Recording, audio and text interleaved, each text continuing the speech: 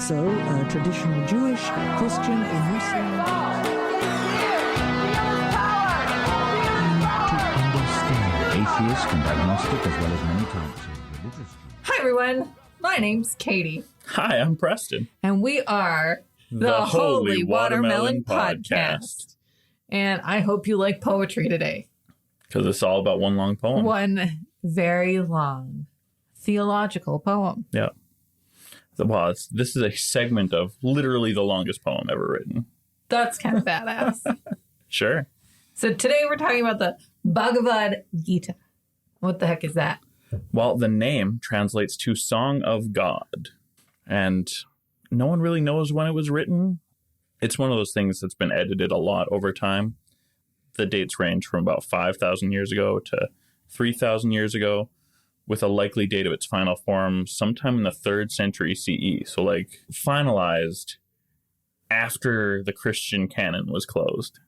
But started long before. Yeah. Oh, yeah. So the Bhagavad Gita is one of the writings of Hinduism. And there's lots of books in Hinduism, not just one. Oh, there's so many. I mean, I feel like we didn't really address this fully enough when we talked about Hinduism before, but it's also a mishmash of various cults, a lot like the Roman cultus was. I mean, I believe it because we have so many different gods and goddesses and deities. Yeah. And it makes sense that it came from a whole bunch of places that went smush. Right. And much like Neo-Roman paganism is basically one thing now that addresses all the gods, Hinduism has been that for quite a long time. Fair enough. As Preston mentioned, the Bhagavad Gita is just a small portion of a larger poem called the Mahabharata. The writing of the Mahabharata is attributed to Vyasa, a revered sage and a partial incarnation of Vishnu. Yeah. A partial incarnation feels weird, but that's the way it's always said. I guess Vishnu only sent part of himself down. Not fully to be God. Incarnated. He's a demigod. Yeah. Yeah, I get it. It's a weird wording, but I get it. Yeah. Vyasa is a title that means classifier, compiler, or divider. This name comes because he is the dude responsible for splitting the Vedas into 4 parts. The one great Veda, the super Veda, into the 4 main Vedas. And the Vedas are another set of writings in Hinduism. Yes, entirely separate. From the Mahabharata. Yeah. The Mahabharata, or sometimes just the Bhagavad Gita, is actually called the 5th Veda. Even though it's not part of the original Veda, it's so incredibly important to almost all Hindus that it just gets that great status. Huh. Cool. So the dude that we call Vyasa is also known as Krishna Dvaipayana. I feel like I said that at least decently well. Okay, yeah. Better than I'm going to say Mahabharata wrong every time. So I'm proud of you. Well, so Krishna Dvaipayana is supposed to be the first to bear that title in this era. Remember, this whole samsara business, we've got countless ages backwards and forwards, and some of them get numbered. Not important for this particular discussion. But there is the assumption that there have been many men who have taken on the title of Vyasa, as they have also modified and added to scripture. So they get to bear this title. So, like, obviously this is Buddhism, but like the Dalai Lama, which you're familiar with. Right. Dalai Lama. Yeah. Not llama, an animal. Excuse me. I also pronounce the animal llama, not llama. So it's not sufficiently distinct. All right. Thank you. But Dvaipayana is credited as the one who split the 4 parts. That's where that name comes from. And he also wrote the Puranas and the Brahma Sutras, which are not quite as sexy as the Kama Sutra, but generally a little bit more important if you're interested in learning about God and the universe. And as Preston mentioned, this is the world's longest poem, the Mahabharata. Yeah. At 1.8 million words. Yeah. And all in poetic verse it's not perfectly consistent in its meter and form, but it's still impressive. Pretty close. Let's be impressed. Yeah. It's a big deal. Although it was originally, as we mentioned, found in the Mahabharata, the Bhagavad Gita is studied independently. Chapters are often renumbered as it appears in the middle of the Mahabharata. And so they're renumbered from 1 to 18. There was some conflict over how much of the Mahabharata should be included. Yeah, some ancient writers would add a little more context from the surrounding passages, which, generally speaking, makes perfect sense. Greater context. More Good understanding. Deal. Yep. Exactly. But the magic number is 700 verses. It's been that way as far back as we have any good authority. So about, unfortunately, only like 800 CE. This is so pretty recent business. Yeah. But the oldest manuscript that we actually still have available is dated to 1492 on palm leaves.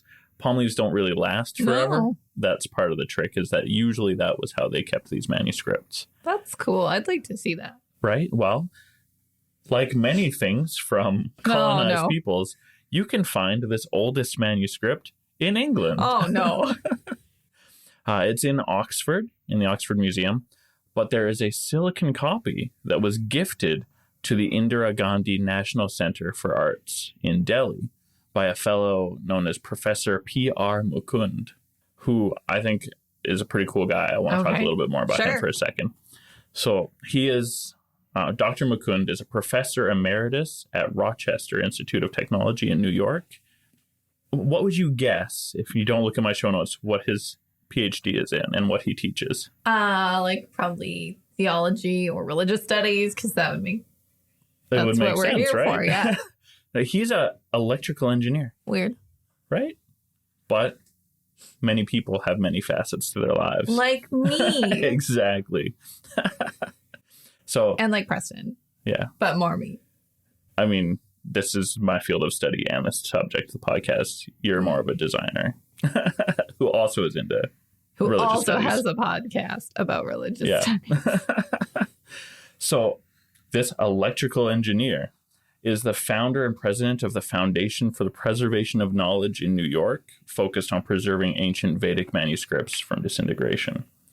And he is also the founder of the Tara Prakashana in India, doing similar work, preserving manuscripts on Indian philosophy. Cool. So this guy's got a great passion, but isn't one of the big religious thinkers that you might expect. He just wants to save the information. Yeah. That's good. Right? That's a good way to be. Yeah. The Bhagavad Gita is considered one of the holiest works in Hinduism. So of all this writing, these 18 chapters, pretty important. Yeah. And it's really nice because it's really short. Yeah. Listen to the audiobook. It took about 2.5 hours. Which is much nicer than trying to get through the 40-hour plus that is the Bible. Right. That's 2.5 hours at regular speed. I mean, you could speed this up and be even quicker. I listened to it at 1.25 because I already read it once, like years ago. Sure. And then I was like, oh, we're doing the episode on it. Let's power through it one more time to refresh myself. And I know a lot of our listeners also listen to things sped up a little. But not us. I know for sure somebody who listens to us speeds us up. So we should talk slower. Really slow. So that even at 2 times, it's just regular. I'm kidding. Of course, that would be terrible. We wouldn't do that to you except for that 5 seconds that you... I mean, it took longer than 5 seconds for us. Fuck these guys. Oh boy. So the 18 chapters is a conversation between a prince, Arjuna, and Krishna, who is his chariot driver. So in this conversation, many tenets of Hinduism are discussed. So in particular, Dharma is focused on yoga and moksha. Gerald James Larson says, if there is any one text that comes near to embodying the totality of what it is to be Hindu, it would be the Bhagavad Gita. So that's pretty cool. Like 2-hour summary. Listen carefully because there's a lot of information. There's so much. And I always struggle with religious texts because it's very flowery language. So you really gotta listen. I mean, it is a poem. I know. But doesn't help with the floweriness. It Right. aggravates it. Yes. And like every religion, Hinduism, of course, isn't monolithic, but the Bhagavad Gita is one thing that all Hindus hold in high regard. Yeah, there's not a lot of people who subscribe to the Hindu tradition that don't find great value in the Bhagavad Gita. As incredibly diverse as Hinduism is, and all the other books get varying levels of interest, this is like the New Testament for Christians. All right, so I've done my best to summarize the 18 chapters of Bhagavad Gita. All right. Let's so, do story time. Story time. Arjuna, as I mentioned, is a prince and one of the 5 Pandavas, so 5 legendary brothers who all appear in the Mahabharata. Arjuna is described as an excellent archer, smart and virtuous. While he's an excellent fighter, he was never considered to be a cruel person. Krishna, as I said, is his charioteer. However, he's actually an incarnation of Vishnu, one of the primary Hindu gods. The myth begins on a battlefield, and Arjuna is conflicted about the morality of war, and he consults Krishna about this moral dilemma. With this predicament, Krishna summarizes the Hindu belief about life, death, and rebirth, as well as the religious concept of yoga. I highly recommend going back to our yoga episode in conjunction with this. Yeah, that was like a year and a half ago.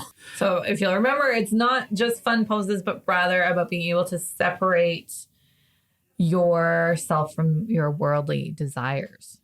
The discussion between Krishna and Arjuna moves on to dharma, which means the duty you were born to perform. You're meant to perform this duty.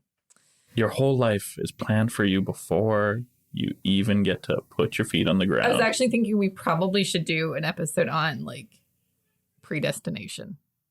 I think that's a good idea. Because this is like so predetermined. It doesn't even make any sense at some point, which we'll talk about. Sure. Arjuna was born to be a warrior, and going against his dharma would be bad karma. So that's partially what karma is. Like we always think, someone cuts you off in traffic, and I hope you get that's some bad karma. I hope something bad happens to you. Instant karma is one of my favorite subreddits. I know you've mentioned this before every time we bring up karma. But we'll remember that karma doesn't affect you in this lifetime. It affects you in the next lifetime. Pretty much. And it's not so much about cutting someone off in traffic. It's about not following. It's about who you are dharma. as a person. So, if you're meant to cut someone off in traffic, you could save a life. You could save a life. Because you're slowing them down. I guess so. Slow like our podcast. As the text progresses, Krishna begins to hint at his divine nature. He tells Arjuna that he taught yoga to long dead sages, which, if you believe in reincarnation, that's already kind of plausible. But he means he taught long dead sages. While the term middle path is the Buddhist term, Krishna basically explains just that to Arjuna. He says that self-actualized people are beyond good and evil and partake in selfless work. Evil comes from attachment, which is where the practice of yoga comes in to detach yourself from the world. Going back to that Buddha thing, a lot of Hindus recognize Buddha as an avatar of Vishnu. I believe that. There's a lot of crossover between the two religions. So much. This, unlike Christianity, that's like extremely dogmatic to the point that everything else is cut off and distinct and rejected. Hinduism is really wide open, that is willing to accept a lot of ideas. There are Hindus who think Jesus is an avatar of... I think Vishnu. Yeah, it is Vishnu. I was going to say one of the other two, but no, it is definitely Vishnu. Well, and I think elsewhere in the Mahabharata, the story of Krishna, and we've hinted at this in other episodes, is actually very similar to the story of Jesus. He could actually be a Christ figure. Anyway, yep. That's another episode too. So then, if Krishna is an avatar of Vishnu, then Jesus would be an avatar of Vishnu. Yep. Anyway. Next, Krishna discusses the cycle of samsara, birth, death, and rebirth, and also gets into the weeds into the whole Brahma and just everything. But I'm the best and you should worship me. It does get a little confusing. So the way I interpreted it while I was reading it, it wasn't like worship me to the exclusion of Shiva and Brahman, but worship me to the exclusion of the one with the elephant head and the one with the praying mantis head, and the minor demigods are less important to worship than the trimurti. Right. And then, well, I'll get into that. So anyway, yeah, he says basically he encourages Arjuna to worship him specifically. As Krishna. As Krishna. Yeah. And it gets into like almost like a Trinity thing, which this is where it's interesting that it started before but was finalized after, of like, well, there's Brahman, but there's me. Yeah. And I was like, I'm getting real like father and the son vibes here. I mean, yeah. It seems pretty reasonable. Someone plagiarized from someone. Yes. And so this conversation of like Brahman versus Krishna versus anyway, classifying Hinduism is really complicated. Yeah. Most people would say it's pantheistic on the surface. Yeah. The average lay person, that's what you hear. Yeah. The average lay person that doesn't listen to our podcast would say it's pantheistic. But some argue that it's panentheistic, which is everything in the universe and then more. And then more is God.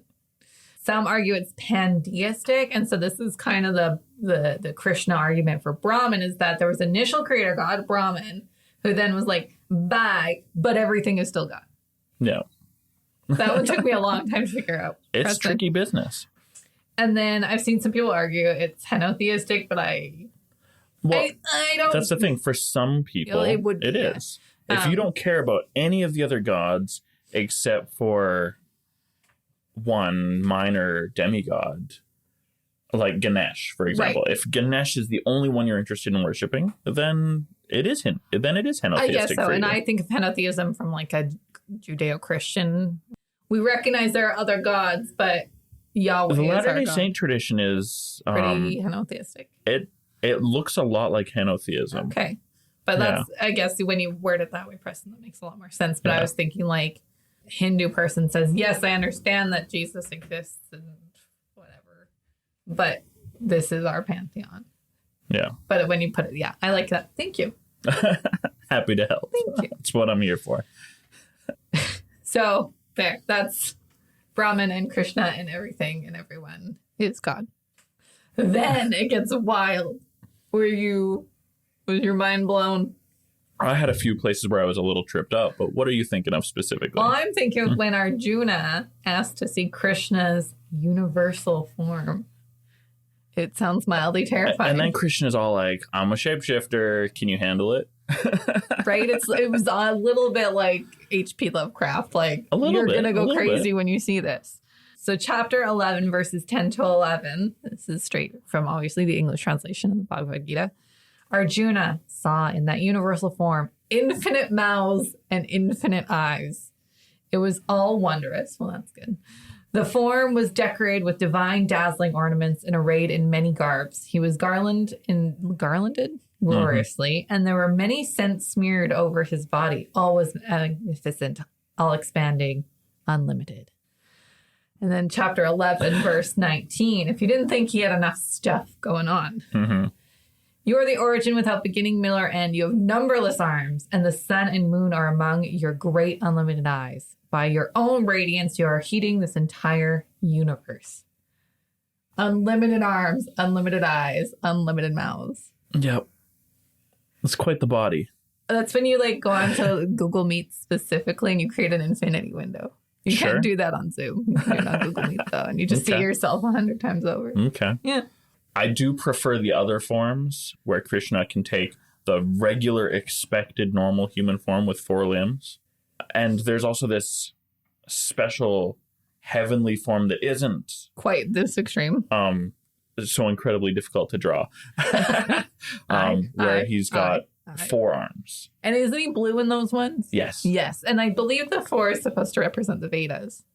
That sounds right. There's a lot of symbolism in these deities. I mean, art is all about symbols. That's true. So, you can actually Google the universal form. Yeah. It doesn't go on into infinity. It's pixels, but there are artist interpretations of the universal form. Of course. And then Krishna goes on to explain that every person is set on a path. We talked about this a little bit, the Dharma, that there is the duty on that path. Then we get into the most controversial bits of the Gita. The caste system is divinely arranged, which is exactly the sort of thing you would expect the priests who are at the top to say. Yeah. And I get, and man, we talked about this a long time ago, almost 30 years ago. Religion came about to organize society. And if you think this is like 5,000 years ago, I kind of get it, but it still has ramifications today, which is crazy. Sorry. Anyway, back to the caste system. Another thing that Krishna told Arjuna is that there is no abominable thing that you could do that would bring bad karma as long as you were worshiping Krishna, which is a pretty tough thing to hear when you see all the terrible things that people do to each other. But it does make sense in the context of this tradition where all of the bad feelings that you hold on to are exactly the things you're supposed to be letting go of to achieve nirvana. I guess the thing is like, air quotes, because if you were doing it right, you probably wouldn't do anything abominable, right, to begin with. But but you get a pass when you make catastrophic mistakes, right? And I think we see that in the Christian tradition as well. There's definitely a lot of Christians who lean heavily into this idea. Like, nothing else matters as long as you have Jesus in your heart. Yeah.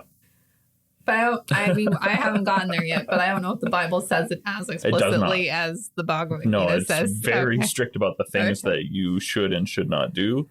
And just being an asshole all the time is not on the list of things you should do. Wow. But it also doesn't say don't be a dick, and it should. Fair. Philatians 6:9. I'm literally going to make that t-shirt one day. Perfect. Any action with intentional consequence is right up to that line of a sin of passion, that you should be doing things for the sake of doing your duty rather than worried about any desired result, which feels a little bit weird. I have goals. I have aspirations. Yeah, well, and again, this is where we need to have a conversation about predestination, because if it's all planned, I don't think I would get out of bed in the morning.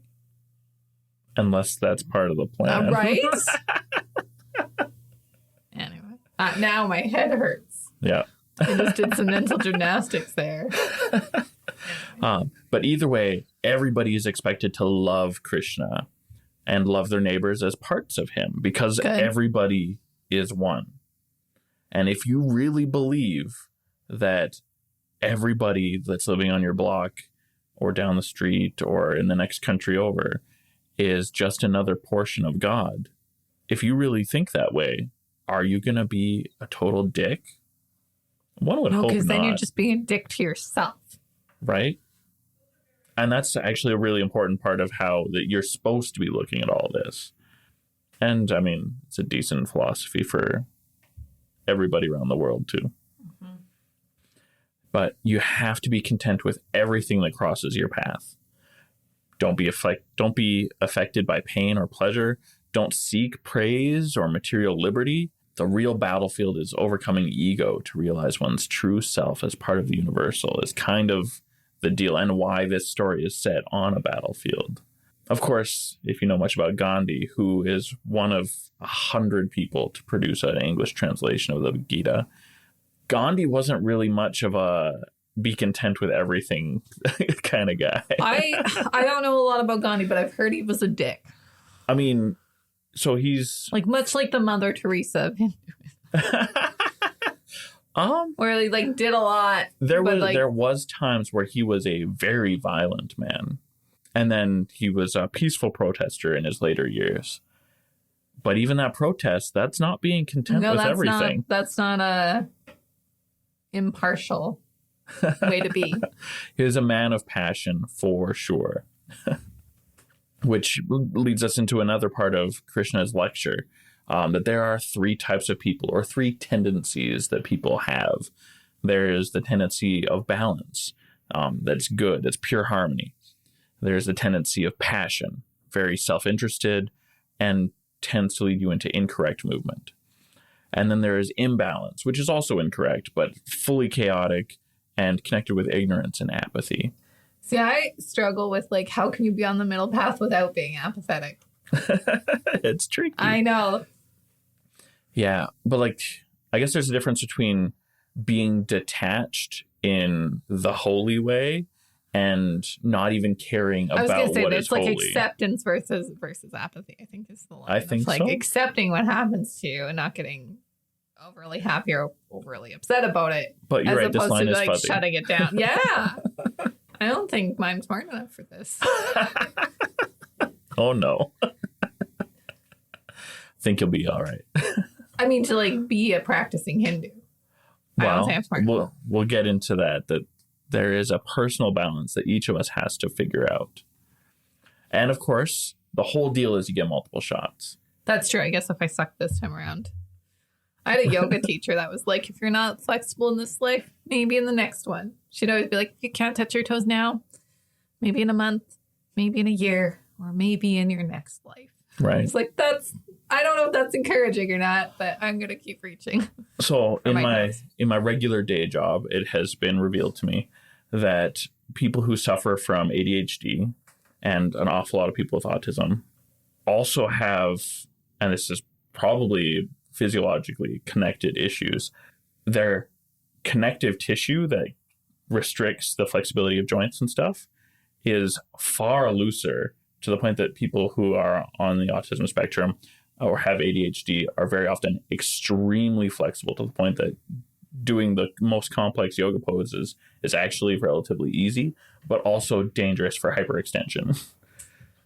Huh. That's really cool. Yeah. That's a fun fact for everyone. Right? All right. So there's more to these three types of people or tendencies. Yeah, there's Krishna gives a sort of promise on what people who lean into these different tendencies can expect in the next life. If you are really balanced, really holy, thinking just about the gods and your dharma, you can actually achieve, if you don't get the full escape from reality, you can be reborn into the heavenly circles as an angel, to say the common English label. If you live a life of passion and self-interest, there's a very good chance you're going to end up into a wealthier human family than you had before. I don't mind that. Well, if that's what you're working towards in this life, you're going to get the thing. Okay. That's the promise. And if you are going through this life as a completely imbalanced fool, as Krishna is happy to say, maybe the best you can hope for is coming back as an elephant. Definitely somewhere in the animal kingdom.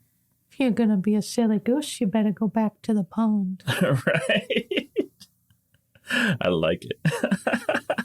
That's a fair summary. Thank you. But Krishna goes on to explain that suffering is demonic, while happiness is divine. And your feelings should not be reactions to events. Remember, you need to be detached from this sort of thing. Your feelings should be choices of worship. And your behaviors naturally should reflect your worship. I think more people need to remember that in all of the faiths around us, that cruelty or apathy are self-worship. Being detached and patient are signs of true worship. I mean, I don't love the detached bit, but patient, yeah, I understand what they mean by detached. I have never. I'm not on board with the nothing matters, but I get being patient and going with the flow to a degree. I don't think it's nothing matters. It's where we hear, like, separating yourself from worldly things. Which, as an atheist, I understand the concept, but I don't understand the practice. Sure. Because I'm like, this is all we got. Why separate yourself from the pleasures that we have? But I know, like, even like Jehovah's Witnesses talk about having worldly friends. Oh, yeah. And those are the ones who are not Jehovah's Witnesses, right? Right. So I understand the concept of detachment in religion. Just I don't know why anyone would do it in practice. Right. Anyway. I get you. Yeah. So there are a lot of ways to live through the samsara, and none of them are invalidated in the Gita. Instead, the universal Brahma is patient, allowing you to try out all the modes of life until you're ready to stop the cycle. I kind of like that. Right. Just like we're supposed to be patient, the God of all the things is the example of that. That he's not planning to torture anybody for being sinful. And there is a sort of reward for the people who are virtuous, but until you figure it out, you get to keep trying. Yeah. It's hopeful, at least. Right. And that's basically the Bhagavad Gita in a nutshell. Scholars refer to it as the ultimate synthesis of Hindu identity and religious thought. It basically balances the validity of various religious life paths that are advocated by various yogis throughout history. And while some people treat it as a revealed scripture, there's a lot of parts of it that look like it was just somebody bringing all of the contemporary thoughts from one particular age and making them synthesized in a very digestible way. And in poetry, it's easy to digest until you get hung up on the tricky bits that are there for poetic effect. I would love for our listeners, you lovely listeners, to, after you listen to this episode, while you wait for our next one to come out, listen to the Bhagavad Gita and post in our Discord what you think of it. And if we've given it a fair summary. Right? Tell us the bits that we skipped that you want to really highlight. Or if you convert to Hinduism. Oh, yeah, that'd be thing definitely newsworthy. Yeah. So one thing that's really important, and said this before, I got to say it again. Instead of one virtuous path, there are many ways to live a good life. You can have enlightenment-based asceticism, being a monk, just studying scripture, do nothing else. It's not for me, but it's an option. There's the Dharma-based family life, all about fulfilling the important roles that are given to you. Or you can just focus on devotional worship. Or you can have creation worship, just enjoying the worldly pleasures you were talking about before, Katie. That's not exactly discouraged either, because, you get another shot at it later. Yeah. There's no wasted life, which is kind of nice. Yeah, and I guess it's up for you to decide what way you want to go, right? Yeah. They tell you what, if you behave this way, you'll become a goose.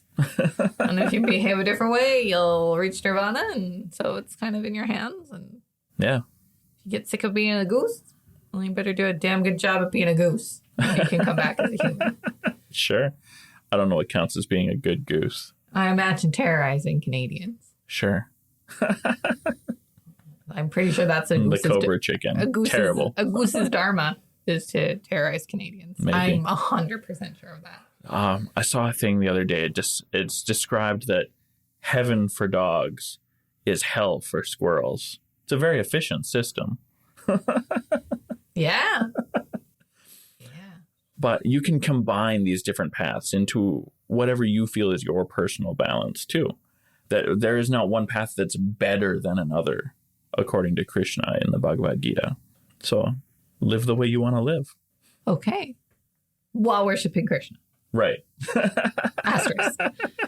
But compared to other texts of Hinduism, as I said, the Bhagavad Gita puts a particular emphasis on worship.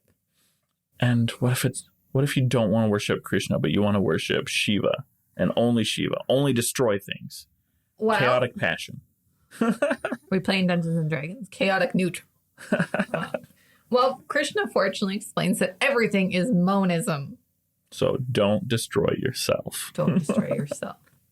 In chapter 15, this is Sir Edwin Arnold's translation. In this world, being is twofold. The divided one, the undivided. Well, that's weird punctuation. That's the way it is in his translation, and it makes sense. The divided is one, the undivided is one. Yeah, I just don't know how to read it out loud. You read enough. It. In this world, being is twofold. The divided one, the undivided one. All things that live are the divided. That which sits apart, the undivided. I get it now. Thank you. I mean... It's a lot of punctuation. The verb of being is almost completely removed. For our listeners, Being is twofold, colon, the divided comma 1 semicolon, the undivided comma 1 period. Yeah. That's a lot of punctuation. Punctuation helps so much. It does, though. but I'm not one of those people that texts with no punctuation. Oh, yeah. That's nonsense. One time I had to edit I was doing a book design, and the author used the Oxford comma, and right before I went to print, one of her friends went through and removed all the Oxford commas. And I was like, it's not like it was wrong. And the Oxford comma is awesome. Yes, it is. And then I had to go through and remove every Oxford comma. So, like, for several reasons, it was very annoying. Oxford comma saves lives. I have had impassioned conversations about the Oxford comma. Anyway. There are more than 100 English translations of the Bhagavad Gita. Some are a little easier to read than others. The living things will rejoin the one when they realize that truth. There's two things. Yeah. Krishna describes himself in the words that we previously have talked about about applying to Brahma, which is Krishna is described as the avatar of Vishnu, who is the supreme god of Vaishnavism. Vaishnavism? Vaishnavism is close. Okay. A major branch of the Hindu traditional complex. Yeah. Remember, Hindu, very complicated. I mean, I think I've explained before, even calling it Hinduism feels weird to me. Right. Vishnu, Shiva, and Brahma are three gods that are one, as all things are one. And we explained this in our Hinduism episode, but that was a long time ago. So Vishnu is the preserver, Shiva is the destroyer, and Brahma is the creator. And Brahman is the ultimate reality of the universe in perfect unity. The unity behind diversity, the unchanging force of change. It's so complicated. It really is. And it doesn't help that there's so many words that sound very similar, because Brahmins are also your priestly caste. Yes. Which we'll just refer to as the priestly caste for all intents and purposes. To avoid confusion. Yes. So, to be clear, avatars are different from incarnations. So, incarnations are literally bound in flesh, which, for all intents and purposes, makes them mortal. Yeah. Avatars are physical, but immortal and can change shape. Like Vishnu, who is like, check out my million arm form. Check out my four-arm form. Not million, infinite. There's a big difference. In my head, and it's perfectly acceptable to disagree with this, there's not a snap of the fingers and it's instantaneous going from one form to the next, but it's like and now I'm growing. Check out this funny business. It just keeps going and getting scarier and scarier and scarier. Okay, I like that. I like it. So, avatars are physical, but immortal and can change shape, except when an avatar is born from a mortal. Those ones can die. So complicated. And there are also some specific examples that make even these boundaries a little fuzzy. But a lot of scholars are adamant that there is a difference between avatars and incarnations. So this is the best way we can delineate that. We get what we get. Yeah. The gods take avatars to restore Dharma. Yeah, we need to be corrected whenever we forget how to understand this idea of purpose. That makes sense to me. Sure. I mean, the that's avatar the way most versus the traditions incarnation. go. I get it. Okay. It's good. It's a thinker. Right. But I think I'm there. Yeah. The problem is when we have these fuzzy exceptions to the rules, which may not actually be exceptions, but just weird, occasional incorrect usage of words, I guess, would be the thing. If you want to have hard, fast rules, exceptions make a lot of sense when you just assume that somebody said the wrong thing. So, before we wrap up, the end of the Bhagavad Gita, spoiler alert, but it's been around for thousands of years, Krishna basically says, go hard, Arjuna, kill whoever you want. This is your dharma. Don't feel bad about it. Yeah. That's how it ends. What a deal. Don't feel you're a soldier. It's already predetermined. If you're going to die, it's already decided. If you're going to kill someone, it's already decided. So don't feel guilty about this battle. And yeah, feels a little bit like some of the rhetoric around the Crusades. Yeah. which, Like I said, ended great for everybody. There's definitely plagiarism here. I just can't tell who plagiarized who. Well, the trick is there's only so many ideas that we can have about things before we get some obvious overlap. It's entirely possible people are writing with outside sources rather than just the insider sources they're trying to synthesize. Who knows? Another interesting thing, I don't want to get through this without bringing this up. The Gita does refer occasionally to other worlds. The context is sometimes ambiguous on like, could we be talking about other continents on the other side of this planet? Right. A lot of times, even in modern English, we talk about worlds in that way. Less and less frequently as years go by, but it happens. But this does allow for the belief of extraterrestrial life. And there's a few passages where it talks about other suns and other moons that really lean into this and are a lot less ambiguous. If you're looking for the white man's Gita, there is one for you. Oh. You ever hear of the Legend of Bagger Vance? I have, but I haven't seen it. I also have not seen the movie. Isn't Will Smith in it? Yeah, with Matt Damon. Okay, it is on my to-watch list. Okay. Maybe we'll do a movie night. Sure. So it's based on a book. The film is based on a book. And the book is based on the Bhagavad Gita. So the movie has a lot less of the teachings. Fair. But the book actually does expand on it interesting. quite a lot. I might add that to my book list, too. As a book, it's a very obvious ripoff of the Gita. If you have read The Legend of Bagger Vance or watched the movie, post on our Hinduism channel on Discord. But yeah, it's probably time for a Holy Watermelon movie night anyway. Right.